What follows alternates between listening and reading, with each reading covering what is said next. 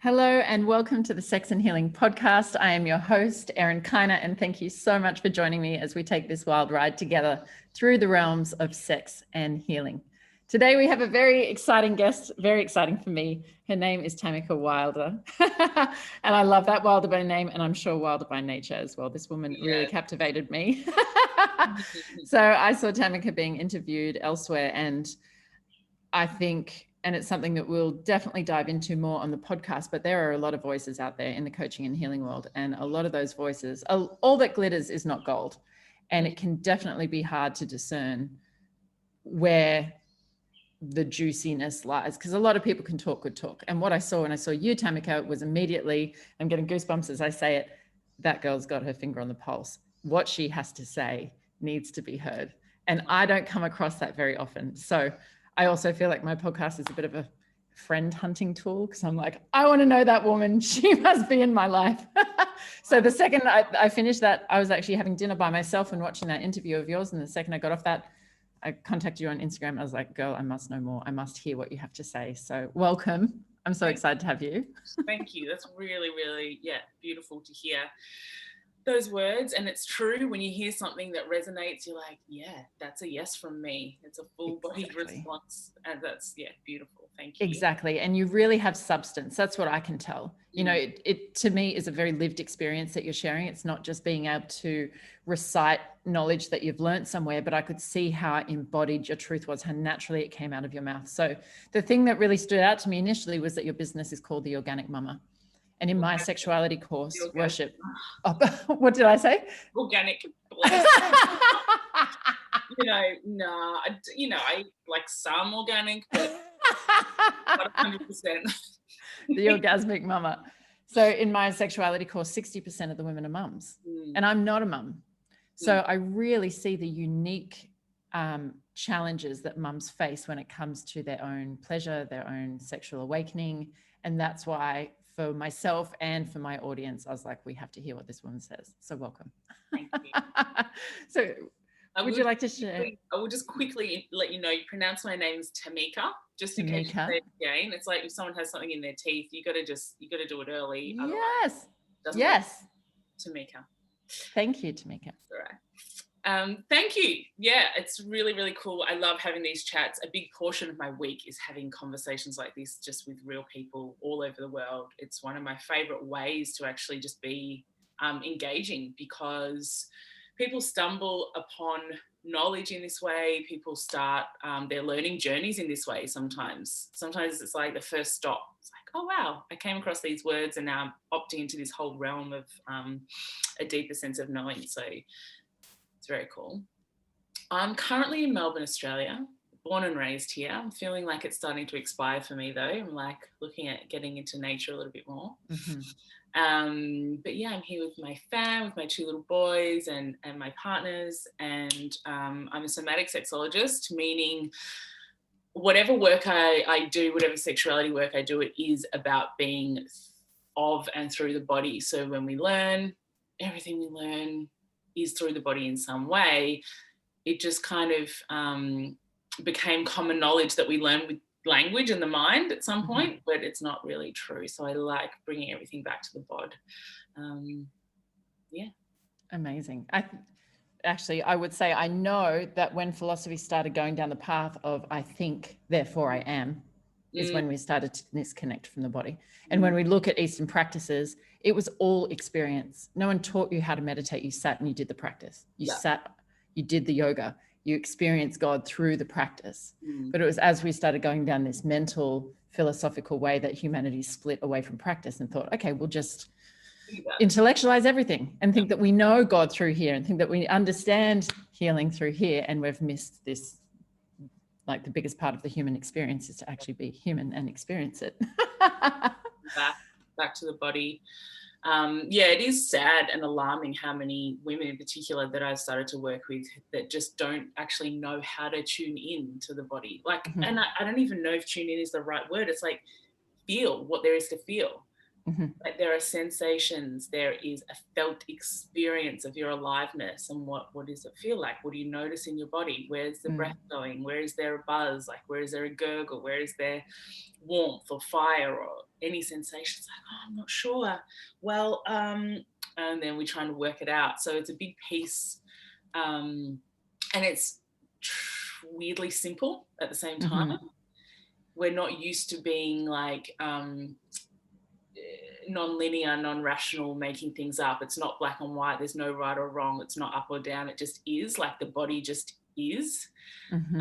So yeah, helping guide people to that place where it's like, something kind of like this, or it feels a bit like a wobble, or it feels a bit like doesn't make sense. It's like, yes, as soon as it's not making sense, I love it. On the right track, you know? Yes, in the isness. And especially from the state of mind where we're trying to get everything right. And I've studied epigenetics, and we can identify that about half of the population has a very strong intellectual discernment of righteousness, trying to get things right, of believing that they're right. And it's a huge hindrance in growth sometimes because of this strong assessment of right and wrong and this deep fear of getting it wrong. But you're right, it is what it is. And I've certainly found that in my sexual awakening and my exploration through kink, is that I had these judgments on what kinks might be okay, what kinks really aren't okay, and put this hierarchy of righteousness on them. But actually, it's where does the eroticism lie? Doesn't matter if it's getting dressed up as a kitten, doesn't matter if it's getting humiliated publicly, it doesn't matter if it's, you know, whatever it is for someone, truly, it doesn't matter. It's like, where does that eroticism lie? And can we remove those mental layers of guilt and shame and conditioning that stop us from accessing our own pleasure and eroticism? And so sorry, go ahead. I was just going to say, like, where does the eroticism lie? And also, where does your curious interest lie? It's like, can you be safe and like feel safe and play in a realm that is typically taboo or typically not allowed or typically weird or strange, and still feel like, cool, this feels curious and fun and alive for me. Because I think it also helps sometimes for people to hear that this idea of eroticism or eros is also just really about like what feels good and alive and true for you. And like when we lid the things that we think we're not allowed to do, we actually lid part of our life and our life force and what it actually means to be in the here and now. And we just kind of turn down and dumb down and get into that mundane, just play it safe and make sure I'm well liked, and that'll be a good life. Exactly. And we can't just cap one part of us without capping all of us. You can't selectively isolate just your sexuality and think, okay, I'll put this down, but the rest of me will be empowered. No, it works across the board. And like, I've been there, I've been that sexually shut down woman, and I know what it's like to just like put that damper on life altogether. But what I wanted to say was, I'm glad that you corrected me around your name, because one of the things I wanted to talk about was your pronouns, and that you identify as she and they. And I'm super curious to know how that came about for you. How does the they part of your pronouns resonate for you, and what does it represent, and how might anyone else learn from your experience? Sure. I have she, they pronouns mostly because I really, really recognize the importance of that choice, like in queer community, in community in general, for that to be more of a regular pronoun to use. I think that everyone can loosen up around getting more used to using they. So I don't mind if someone calls me they or she, and I'm not like, if someone calls me she, I'm not like, it's they, but I'm both, and I like and accept and allow both. It's kind of why. So in a way, it's like, it's just a nod to that idea that we don't need to be she or he or they, and it's a nod to like, fuck the rules. Well, thank you for being a brave one that's willing to do that for the others, because I think you really start to, when we have the courage to do that and to step out of societal expectations in that way, with the privileges that we have to be able to do so, then we do lead the way for those who perhaps don't have as much safety or freedom to explore that or to claim that for themselves. So thank you for being one of those ones leading the way. So I'm super curious then how you went from motherhood into sexual awakening and what that journey was like for you as an individual? Well, I do feel like it's been a big part of my journey my whole life. Like, I was a really weird kid. My earliest memories are of me masturbating, like I can remember, and I know that I would have been about 3 because of the house we were living in. And I can feel that in my body. Like, it's just always been part of my thing that I'm here to do. And I think another kind of big piece in this journey for me was when I was like 12, 13 years old. I was sexually assaulted by a very close family member for, kind of the best part of 2 years. And the trajectory that sent me on through my adolescence was wild. Like, so much overriding of my own boundaries, so much disassociation from my body. I was very confident and expressed on the outside, but had no actual sense of confidence and self-esteem. I was in dangerous situations with men 3 times my age, very often, like just wild shit. And I learned so much at that time. I didn't know I was learning, but it took me then really grounding into the body through birthing my babies that had me turn back and go, right, okay, this is what I'm here to do. So some of the birth trauma, especially with my seconds, like having to heal my bladder and my pelvis and get sensation back into my body. And I say back into my body, but it was almost like actually sensation for the first time, because I did the work that I needed to do to actually come back into association with my body after abuse and after like self-rape for a decade. So I guess like the reason that I birthed the Orgasmic Mama is because it was that grounding with my kids that gave me the foundation I needed to do the healing, which was to, come home properly into the body. Amazing. And I can relate. I've had a very similar story of like early childhood sexual abuse, and then that leading into sexuality being part of my self-destruction.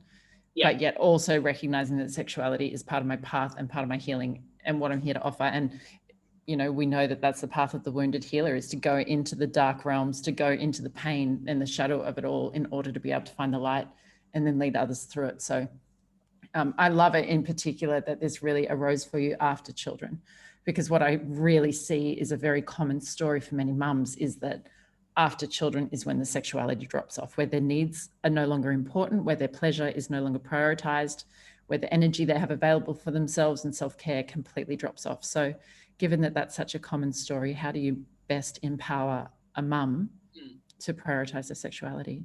Yeah, I feel like there's a moment where all mums coming to a real moment, like a decision, a choice, that there's a choice to be made as to whether we are ready to kind of go to sleep on this part of ourselves or really turn and face it. And that's like the first thing for anyone.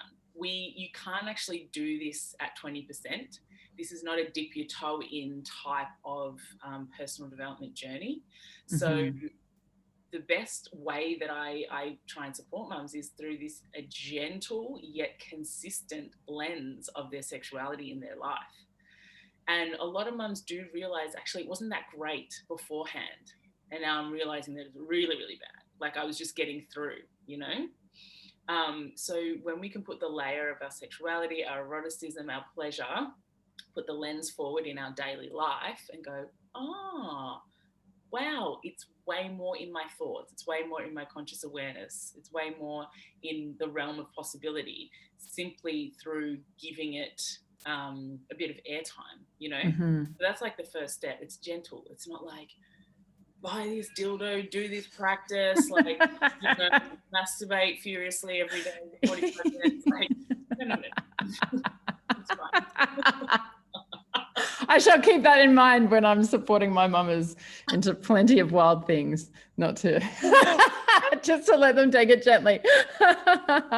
Slowly. Yeah, because I think as well, like, I just want people to feel like they are, like we are the experts of our own body and our own journey. And you would teach the same. It's like, I'm no guru. I don't actually know your body anywhere near the amount that I know mine, or that you know yours. But what I do know is how to like gently show you a few tools and to like say words that are going to make you go, okay, yeah, I want this actually. Like, yeah. Yes, even if I'm fucking terrified, even if you scare the shit out of me, even if I'm triggered as fuck by what you're saying, that's what I love about a lot of women, is that they lean into that curiosity. Yeah. You know, often if you put a group of men in a room and you say, all right, guys, I'm going to teach you how to have the best orgasm of your life, but you've got to let your woman be in your ass. A lot of them are just going to go, no.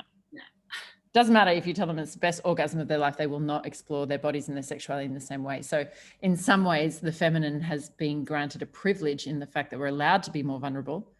And that curiosity is there. You have 20 women in a room and you're like, girls, I'm going to teach you how to have the best orgasm of your life. They're like, okay. I'm scared, but I'm listening.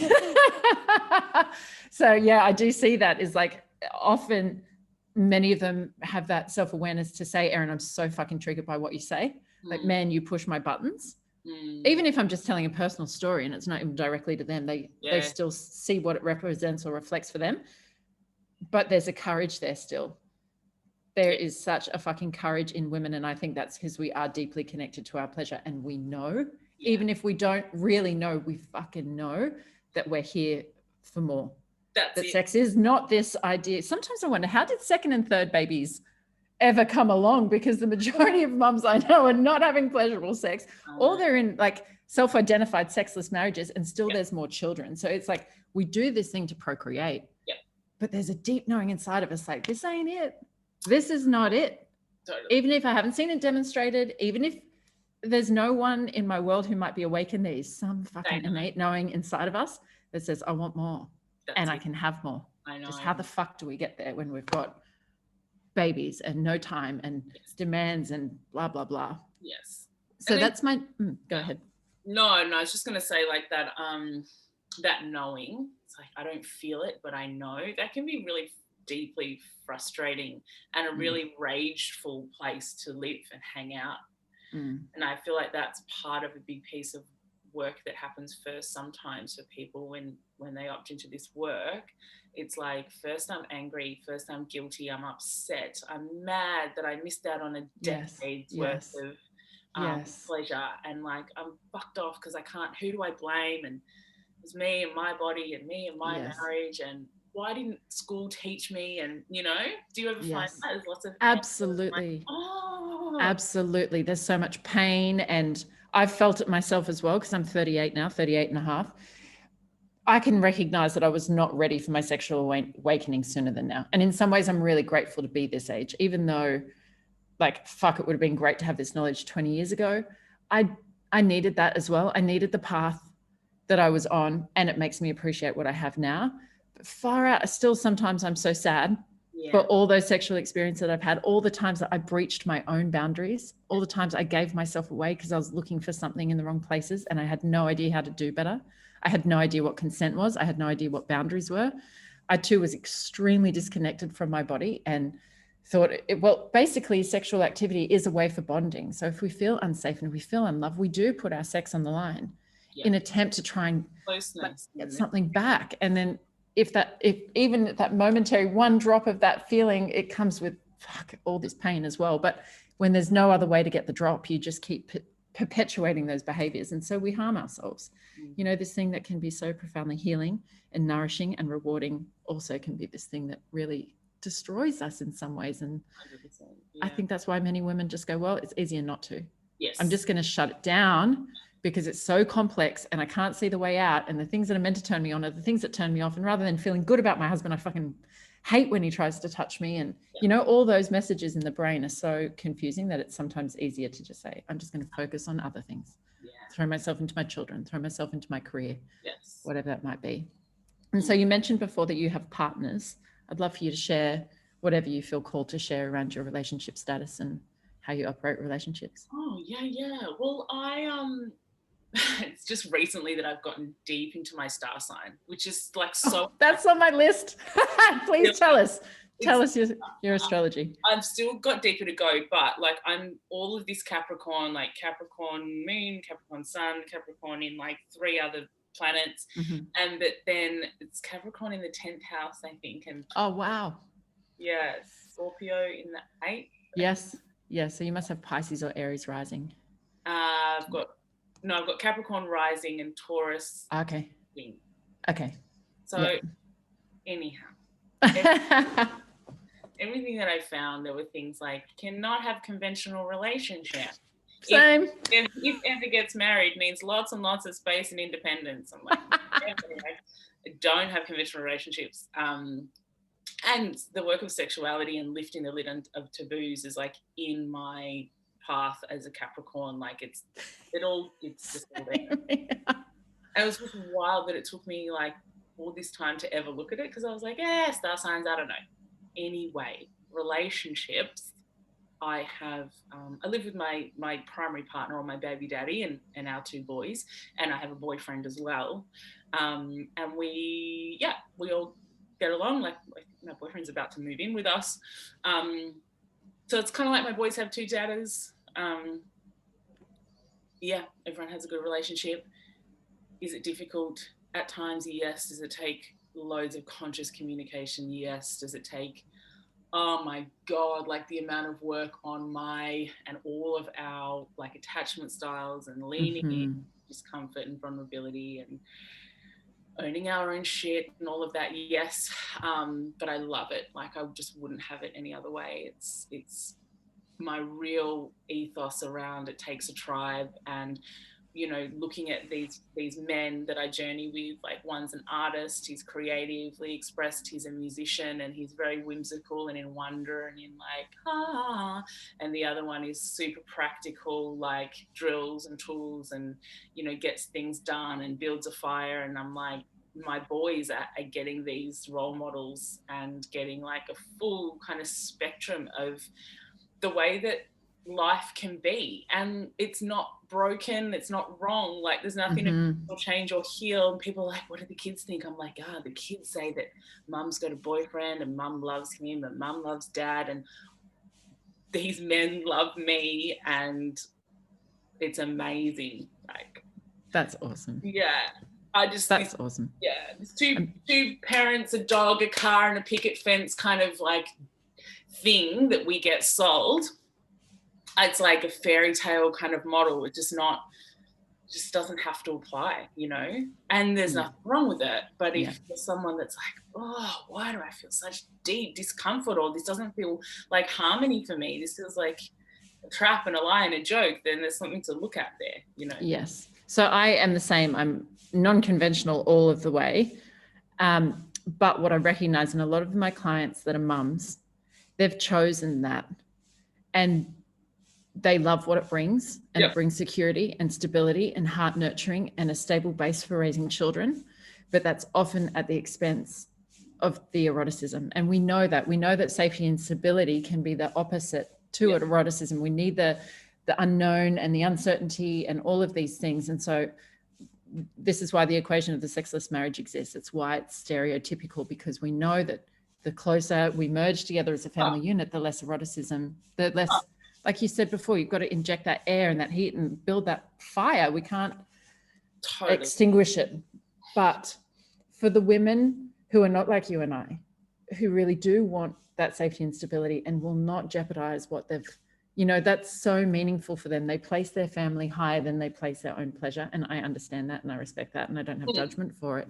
But how can those women, especially if they start this awakening and the parent of their children doesn't join them on that journey, can't meet them there, is intimidated, is whatever, how would you advise mums to navigate that?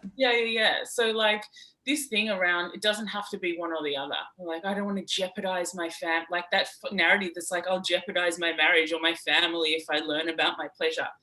That's bullshit. That is not actually true. They can coexist. You don't have to be like a non-conventional wild woman to be doing that. There's nothing that you jeopardize by learning about your pleasure and your body and your sexuality. Actually, you create more of a sex positive home for your kids. Actually, you lead and you're a role model for an embodied and grounded and a pleasureful way of being for your family and your children. Like sex positive households is a whole other kind of thing that we could talk about. But the reason that we arrive in such shame and hiding and taboo and secrecy and uncertainty in our sexuality in adulthood is because of the environment that we grew up in, because of the messaging, because of the things that we heard or didn't hear or didn't see or feel or interact with our parents. So imagine if prioritizing, learning about, leaning gently into your pleasure was a way of you actually being a beautiful, empowered, feminine leader of the home. That's the first thing. And that's the first bit of beliefs work that you can look at. It's like, oh no, this is me being a good mum. I had a mum a couple of weeks ago that gave herself her first orgasm ever. And she masturbated in the shower while her daughter was up in the shower. And she's like, you're going to be so proud of me, Tamika. Like, this happened. I gave myself my first orgasm, but I don't know, this is a bad mum moment. But I'm like, hold on a second. That's a good mum moment. Because who were you when you like recognize how to do that in your body? Who are you becoming for your daughter when you will teach her about masturbation? You will teach her age appropriate, accurate, anatomically accurate, pleasure inclusive sex education as she arrives in her tweens and her teens and beyond. You become the mum that your family needs by doing this work. So what I'd say to you is have a conversation with whoever you share home with the other adults, and have a curious conversation. Well, I'm thinking that this is a little bit of work that I would like to do. How does that land for you? I don't know how it looks yet, but actually I'm starting to feel quite excited about the possibility of us reinvigorating our sex. Is that something you want? Bring it to the surface gently to the person that you share a domestic relationship with and see what's there, because they're probably going to go, that sounds amazing, babe. Yeah, let's do that. And then find teachers that resonate with you, and find teachers that can go, all right, here's a set of ideas. You don't have to do one. Like, it's not a prescription, and that can help you bridge that gap and like keep giving you information that you take home and take, into the household. But yeah, the first thing is a conversation, and then I schedule time. Like, you got to schedule time for things like pleasure, or even just having a longer shower and moisturizing for half an hour rather than 25 minutes. We schedule loads and loads of things. So getting over the fact that pleasure can only be spontaneous, whether it's with yourself or in a partnership, like, that's bullshit. It's a myth. The spontaneity myth is one that it will trip you up. That's for Hollywood. That's not for domestic relationship with kids. Domestic relationship with kids is schedule. And that's okay. There's a narrative that might say that that's not sexy, but look at that. Well, it's like, pick your heart. It's hard to be in a sexless marriage, and it's hard to, schedule things. Well, yeah, but So what I've often found is that certainly in my own awakening path of any sort, that as I grow and evolve, that when I get into a relationship, this level of my evolution, and then I wish to change, that can cause a threat and a rift if this person isn't also willing and capable of holding me in that expanded state and meeting me in that expanded state. And I'm a very powerful person. I'm a force of nature. I understand why people are scared shitless of me. I can understand why partners are just like, oh, do you mind not doing that? Do you mind not growing? Do you mind not shining your light too much? Do you not? Oh my God, I've got that on my wall. That's shining my light. Yeah, I'll go check my partners as well.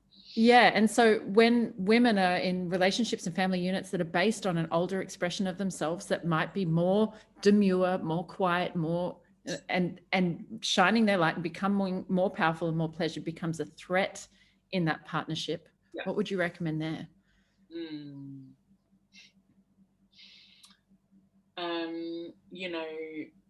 There comes a time where that person is not your responsibility. And I feel like it's really just about choosing whether you want to bring them along, or whether you can actually maintain your relationship and just still like learn on your own, still grow on your own. Some people can, some relationships can't. And I think, like, I don't actually even want to say what I would say, but I'm going to say it. Like, it's okay for relationships to end. Yes.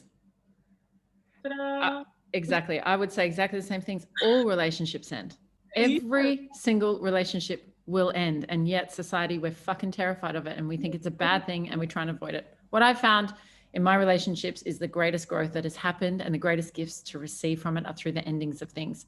Yeah. And if we can move towards it with grace and consciousness and openness and gratitude, like I was married to a woman for 12 years and we had a completion ceremony to mark the end of our marriage. You know, we got married and then we renounced those vows and we made new vows of how we'd transition out. So it's been 5 years now. We're coming up to our 5 years divorce anniversary, as we call it.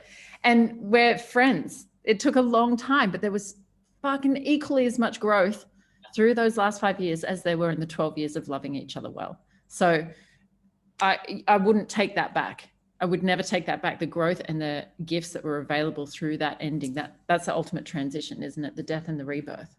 So I feel exactly the same. And I understand that that's very context sensitive information that some people don't want to hear us say that. And, I know. And yeah, of course, we only ever want to empower people. But yeah, the truth is that sometimes if that relationship doesn't hold you while you grow, is it the right relationship? And how long will you sacrifice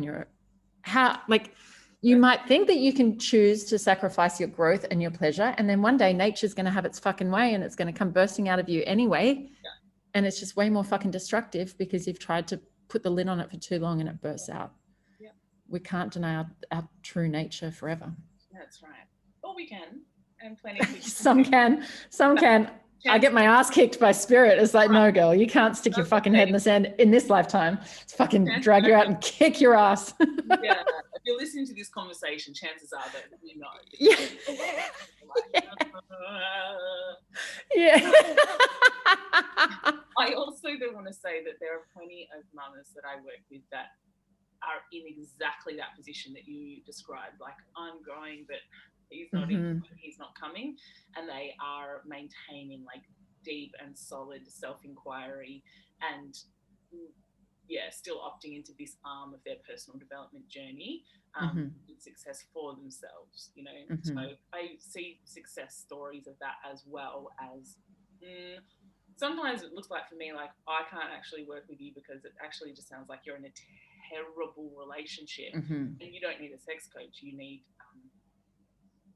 a divorce lawyer, and I just don't go there, you know. That's totally separate, but there's lots of success as well. So you've tapped on something really fucking awesome, and I know we've probably got 5 minutes left to chat this morning. So I recognize this week that our ability to let go is directly proportional to our orgasmic potential. And if you're in your head, like, this is very simple, we all know it. If you're in your head, you don't come. If you're worried about your body, you don't come as easily, or you don't come at all. But the ability to let go and truly surrender is scary as fuck. And the beautiful thing about it is it never stops. There is always more surrender available. We can let go more and more and more and more. And that relationship dynamic is exactly the same. Can you let go?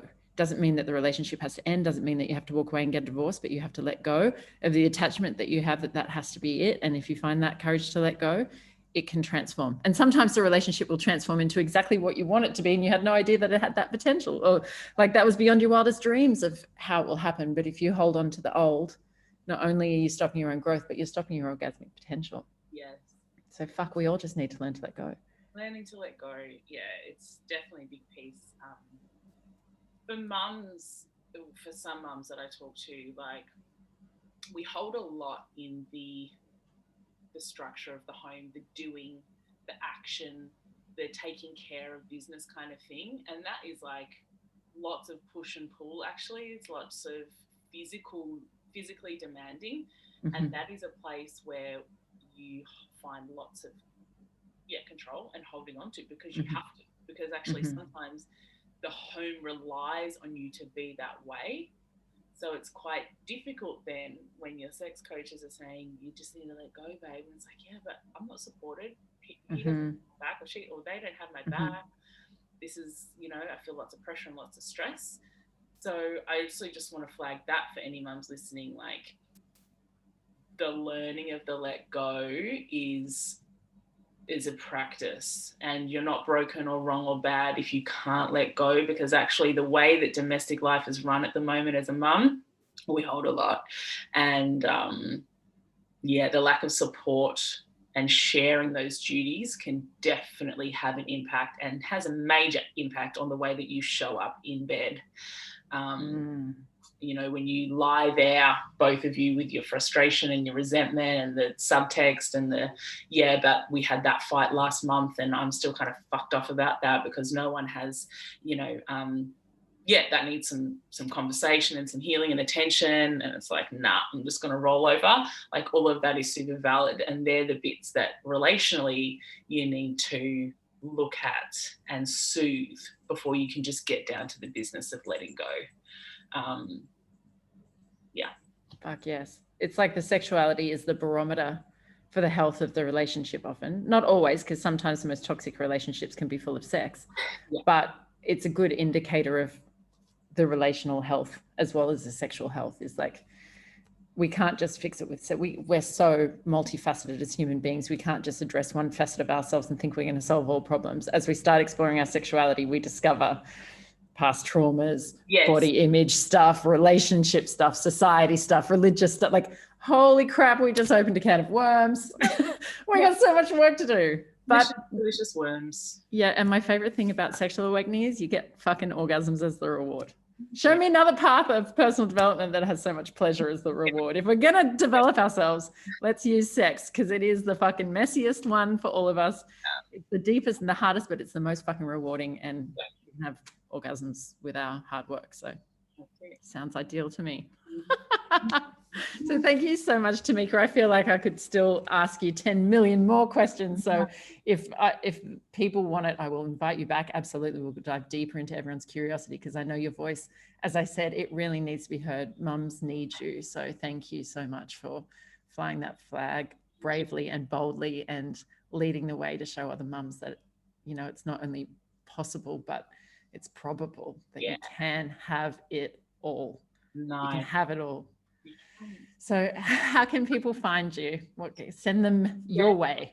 So I'm at the Orgasmic Mama on Instagram. I'm the Orgasmic Mama on Facebook. Pretty much if you search the Orgasmic Mama on the internet, like, you should get to me if I get my SEO in order. No. So come over to Insta and say hello. If you want Erin as well, I'll give you a link to like one of my free communication. Yep, I've got that already. Yep, we'll pop that in the show notes for sure.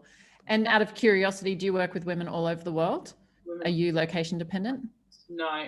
Great. So, anywhere, any time zone. I work on Zoom a lot. Obviously, given the state of the world this year, we all got really agile, and I really enjoyed it. And some breakthroughs in the moments, like in my sessions on the screens, are just actually the best that they've been in a long time. So I was like mind blown by that, actually. Anyway, it's another story. Also got a 6-month program coming up. It's called Heroine. Love it. So it's that really embodying that courage and that bold kind of brave woman that's going into the caves of the unconscious and coming out with some big gems of wisdom. So that's it. That's all it's about, isn't it? That I often think that what defines me is different from others. Why am I so fucking lucky to have the life that I have? And I think it's just courage. That I've got courage to do that shit, to face it, to step out of, like, I wasn't always that way. I stood there fucking scared and shaking in my boots too. But like I said, spirit kicks my ass. And it's like, no, girl, you're not here to be small. Go for it. You still get scared, right? Every time that you go into the next it's not fuck yeah absent. It's just like, there's that. It's my relationship with it. Yeah. So much evidence now of the jewels that you come out with. Yes. It's like, you're going to come out with one, so you keep going in. Exactly. I give myself permission to have a tantrum. If I spirit pushed me into BDSM against all of my wishes, all of my judgments. Like, I had so much misunderstanding about what it is. I had sexual violence perpetrated against me. So I was like, not interested in why anyone would want violence with their sexuality. So, and I just kept getting pushed in that direction. Oh my God, the freaking story. It's in another episode. You should listen one day. It was just like, I didn't want to do it. And I just gave myself permission to have a tantrum and say, no, fuck that. I'm not. Fuck this path of growth. No. And then I could feel spirit sitting there saying, okay, sure, have a tantrum. Go on, pack your little unicorn bag. Go run away. You got a little apple? You hungry? Go on. Because I'm not really going to fucking do it. I'll have a tantrum for a moment. And then the deeper, stronger part of me is like, we're doing this. Yeah. We're going in the direction of growth. Yeah. It's So I give everyone full permission to do the same. Have a tantrum if you want. Think that you can give up if you want. But deep down, there's that thing inside of us that says, no, keep going. Keep going. Choose your hard. Keep going. Choose your heart. I love it. Yeah, choose your heart. I'd love to have a conversation with you about BDSM and kink. Yes. This time. Let's do one. Yes, definitely. It is my greatest passion, is like making that world understood and bringing it in a way that I'm going to say this, but it sounds like I'm judging, but I'm not, but I want to deliver it in a high consciousness way. Totally. I want people to be able to interpret it from that place, because almost every single woman in my life is submissive and has no idea. And they have this deep unmet need that they can't put a finger on, but they don't want to go into BDSM. They don't want to go to a dungeon. They don't want to find a dom, but they're fucking dying to be ravished. They're dying to be fucking taken. And it's the same as letting go. They're dying exactly. to go and yield and surrender and hand it all over to get it all back. Exactly. So how can I bring that to the world in a way that I can understand both worlds? I love the dark realms now. I love them so much. It's been the most powerful tool for me, but I recognize not everyone's going to go to those places, but I can see the gifts and the jewels and deliver that in a way that, being ravished for you might just look like your man pinning your arms up over your head and just like ripping at your flesh. It doesn't have to look like whips and chains and being peed on, or like dressing up as a kitten. I always talk about the kitten thing because I love it, but it's not for everyone. Whatever. Exactly. But there's power there. So we can definitely dive in. BDSM for mamas. Great. Let's do it. Maybe let's do a Facebook Live on it or something soon. We'll just jump in. Yeah. Awesome. Thank you so much for having me. Love it. Thank you. And I'm sure you'll be back and we'll have many more great conversations. Thanks, Erin.